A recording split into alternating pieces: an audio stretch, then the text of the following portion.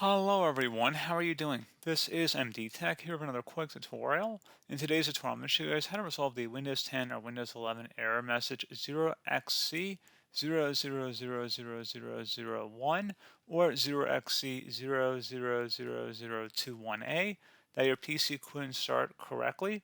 So this could be caused by a variety of factors such as corruption in the boot configuration data file, as well as faulty drivers or software that's installed on the computer. So we're going to go into how to hopefully resolve this problem without too much of a hassle.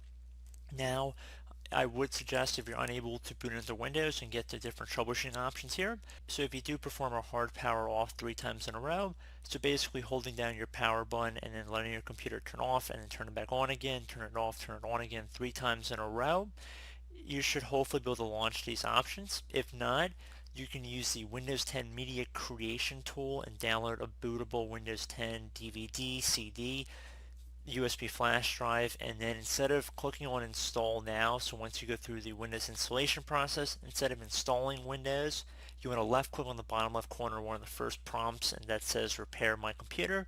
That'll launch troubleshooting options that we're going to be going through in this tutorial. So now that that's out of the way and we have choose an option on our screen, we're going to select troubleshoot, which will reset or your PC or see advanced options. You want to select advanced options again. So there's a few different things I would suggest trying. The first one would always be to do a system restore. So use a restore point recorder on your PC to restore Windows. So restore system files and settings. Now restore point has been created on your computer system drive to create a restore point. So if you don't have a restore point made here, that's not going to apply to you. However, I would suggest trying that first. It's usually a pretty good bet. Now, if that did not work, the next thing I would do, again, going back to troubleshoot and then advanced options. Then you want to left click on command prompt. So now that we are in this command prompt, you want to go and locate whatever drive Windows is installed on. So in many cases, you might be the C drive. So that's what we're going to actually select here to begin. So I'm going to type C and then a colon, so one dot on top of another dot. And you want to hit enter. And then you want to type in dir. So if you notice there's not really any files listed in here, that means that your Windows is not installed on your C drive, or we're going to have to go look to our D drive instead. So no problem, you're just going to type in D. So type in a D colon, and it could be a different letter, anything between A and Z, just putting it out there. But let's just say it's D, and then we're going to put one dot on top of another dot to the colon. Then you want to hit enter. Just make sure, double check, make sure everything's still in here. The Windows, that's what you want to make sure your drive is under. I just like checking that. And now you want to type in SFC space / scan now. Scan now should be one word attached to the /. Then you want to hit enter. So we'll begin a system scan. This will take some time. It is going to verify the process here. So I am going to actually let this run here for a couple minutes. So please be patient. It shouldn't take very long though, I should admit.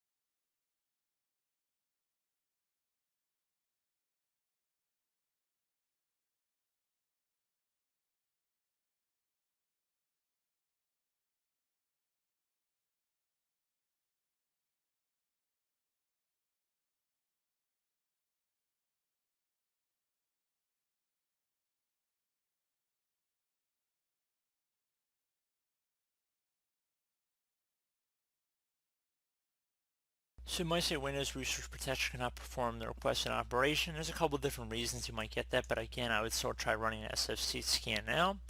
And if that did not work, I would try running a DISM. So I'd recommend typing in DISM space /online /cleanup -image space /restore health, all one word, so restore health attached to the /. Then you want to hit enter on your keyboard. So again, you might get an error on here, you might not. Even if you do not, I would still recommend trying it. And then I would also suggest, if you want to close out of here, go back to Troubleshoot, Advanced Options. Try rolling back your computer to a previous version. So if you select go back to a previous version, I would suggest trying that as well. And then hopefully one of these methods should work for you. Now again, it all depends. You will get some errors perhaps with some of these different things.